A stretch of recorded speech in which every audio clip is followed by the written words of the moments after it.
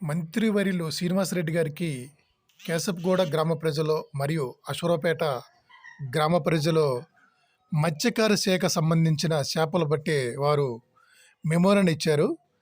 అంకమ్మ చెరువు పెద్ద చెరువు ఏదైతే ఆక్రమణకు గురైంది, ఆ చెరువులో మేము చేపలు పట్టుకోవడానికి ఇబ్బంది కలుగుతుంది. ఆ చెరువు చుట్టుపక్కల ఆక్రమించేసి ఇక్కడి కొంతమంది బడా వ్యాపారస్తులు, రాజకీయ నాయకుల అండదండలతో చెరువు చుట్టుపక్కల చేపల చెరువులు పెంచుకుంటూ ఆ వ్యర్థాలు, ఆ కలుషితమైన నీరు పెద్ద చెరువులోకి వస్తుంది. దీన్ని ప్రక్షాళన చేయంటూ ఇక్కడి గ్రామస్తులు మంత్రివర్యులకి మెమోరాండం ఇచ్చారు. ఈ చెరువు 2000 ఎకరాలు పై చిలుక ఉంటుంది, కానీ దీన్ని మొత్తం ఆక్రమించేసి చెరువుని మింగేసేశారు. ఆయకట్టు రైతులకి నీరందాలి, ఈ ప్రాంతంలో ఉన్న వాసులకి సాగునీరు, త్రాగునీరు అందాలని ప్రజలు కోరుకుంటున్నారు. ఇప్పటికైనా మంత్రివర్యులు ఈ చెరువుని దాని ప్రక్షాళన చేసి గతంలో ఎంతైతే ఉందో ఆ చెరువుని కాపాడాలని కేశప్గూడ, అశ్వరావుపేట మత్స్యకారులకు సంబంధించిన ప్రజలు కోరుకుంటున్నారు. దాంతోపాటుగా ఆయకట్టు రైతులు కూడా కోరుకుంటున్నారు. చెరువుని ప్రక్షాళన చేయాలని నూలెప్ తెలుగు టీవీ కోరుకుంటుంది. మరిన్ని వీడియోలు చూడగలరు. Thank you all. చెరువు మామూలుగా ఎప్పటి నుంచో దొరద అని మురికి నీళ్ళు వస్తున్నాయి చెరువులోకి. చేపలు చచ్చిపోవడం, ఇసుకాకు ఈ మందులు, ఈ కట్టలు పోసారు ఈ చెరువులకి. ఈ చేపలు మామూలు చేపల చెరువులు పోసారు కదా, ఆ నీళ్ళు మొత్తం చెరువులోకి వస్తున్నాయి. ఆ నీళ్ళు వచ్చి ఈ చేపలు చచ్చిపోవడం, తర్వాత మనుషులు వాళ్ళు దిగినాకే దొరద వచ్చి చిరాకుగా ఉంటుంది. అట్లా జరుగుతుంది. మరి మంచినీళ్ళు దాటానికి అవకాశం లేదుగా, అందులో నీళ్ళు దాటానికి అవకాశం లేదు. బాగా దొరద వచ్చేస్తుంది. దాంట్లో దిగితేనే దొరద వచ్చేస్తుంది, బాగా నల్లగా వచ్చేస్తుంది నీళ్ళు. ఆ నీళ్ళు మట్టి దొరద వచ్చేస్తుంది, చేపలు చచ్చిపోతుంది. అట్లా జరుగుతుంది. మరి ఏం చేస్తారు ప్రభుత్వం? ఏమన్నా పట్టించుకొని ఏం చేద్దాం, లేకపోతే మళ్ళీ వీళ్ళే ఏమన్నా వేరే కాలం తీసుకొని ఆయన చెప్పినట్టుగా వేరే కాలం తీసుకొని కింద కలిపించుకుంటే సరిపోతుంది. కేశప్గూడెం మాదండి. చూడెం పుల్లారావుని, మత్స్యశాఖ ప్రెసిడెంట్ని. అయితే మాకు సమస్య ఏంటంటే, పైన వాళ్ళు చేపల చెరువులు తవ్వారు. ఆ చేపల చెరువులు నీరు ఏమవుతున్నాయంటే, మా చెరువులోకి వచ్చి చేప పిల్ల సరిగ్గా పెరగక 70 మంది కుటుంబాలు రోడ్లను పడుతున్నారు. చేప పిల్ల పెరుగుదల లేక ఆ నీళ్ళు రాగానే ఈ పిల్ల అంతా బయటికి వెళ్ళిపోతుంది, కొంత చచ్చిపోతుంది. ఆ ఇబ్బందులు మాకు కలుగుతున్నాయి. మంత్రి గారికి ఇచ్చానండి. ఇప్పుడు మంత్రి గారికి ఇచ్చాను, ఆయన పని చేస్తాను అన్నాడు. మరి అంతవరకు నిజమో తెలియదు. మరి అది తర్వాత ఈ కాలువని ఏం చేయాలంటే, డైరెక్ట్ మా చెరువులో కలవకుండా ఇది ఇట్లు అలుగు డైరెక్ట్ కాలువకి వెళ్ళిపోవాలి.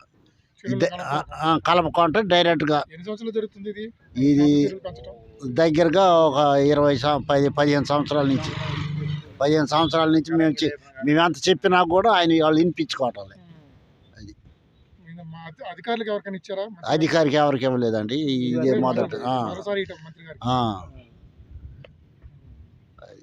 అది మత్స్యశాఖ మేము 60 మంది ఉన్నామండి.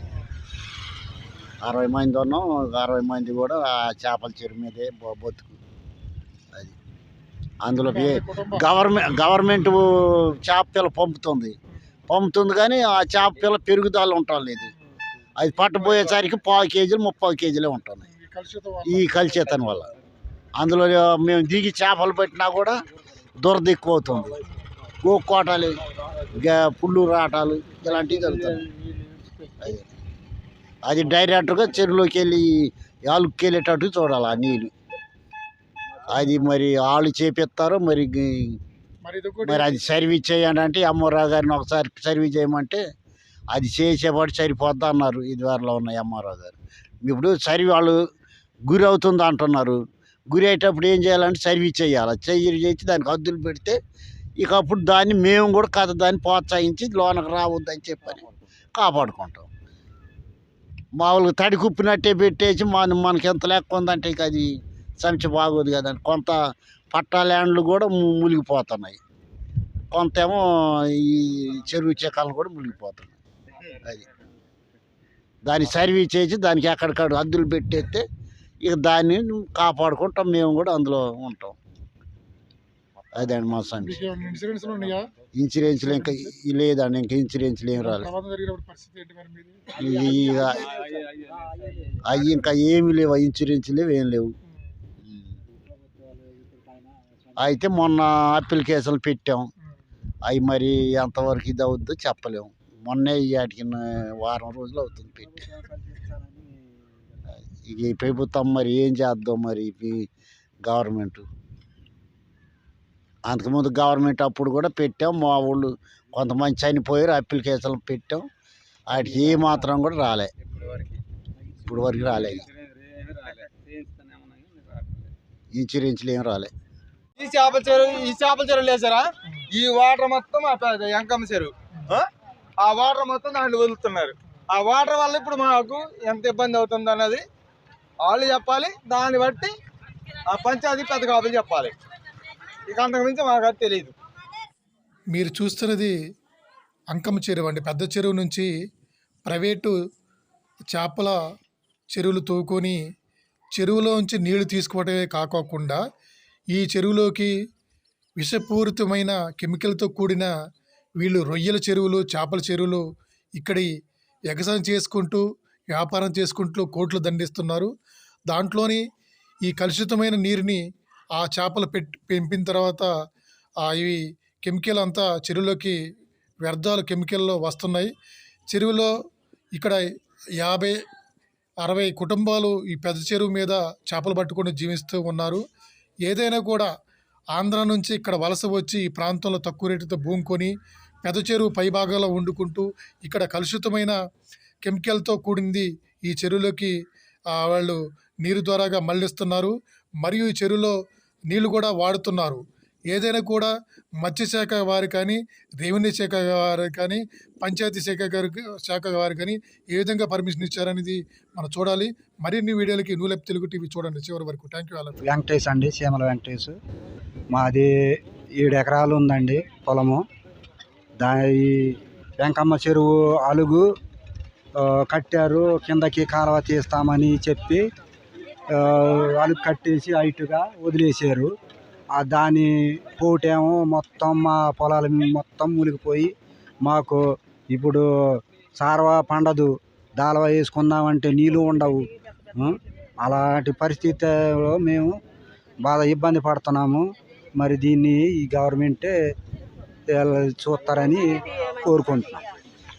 ఈ చేపల చెరువు నీళ్ళు వెంకమ్మ చెరువుకే వెళ్తాయి సార్. దానివల్ల ఇబ్బంది అనేది అంటే ఆ కాలుష్యం అది ఒక రకంగా ఉండి దాంట్లో దిగితే దురదలు మాత్రం బాగా వస్తున్నాయండి. అది మరి దాని వల్ల ప్రాబ్లం ఏంటో అర్థం కావట్లేదు. ఆ కలుషితం వల్ల అది చిక్కగా ఉంటుంది ఆ నీళ్ళు. మేము వెంకమ్మ చెరువులో వదిలిన చేప పిల్ల కూడా అక్కడక్కడ చనిపోవటం కూడా జరుగుతుంది. అది మేము సొసైటీలో కూడా ఉన్నామండి. మరి మొత్తం 50 మంది సభ్యులు సార్. 50 మంది ఇచ్చాము సార్, అవి ఇచ్చాము. మరి ఈసారి ఏం చేస్తారో ఏంటో తెలియదు. ఇలాగా మా ఈ చేపల చెరువు కలుషితం వెళ్ళి కలిసి ఈ చేపలు చనిపోవటం జరుగుతూ ఉంది.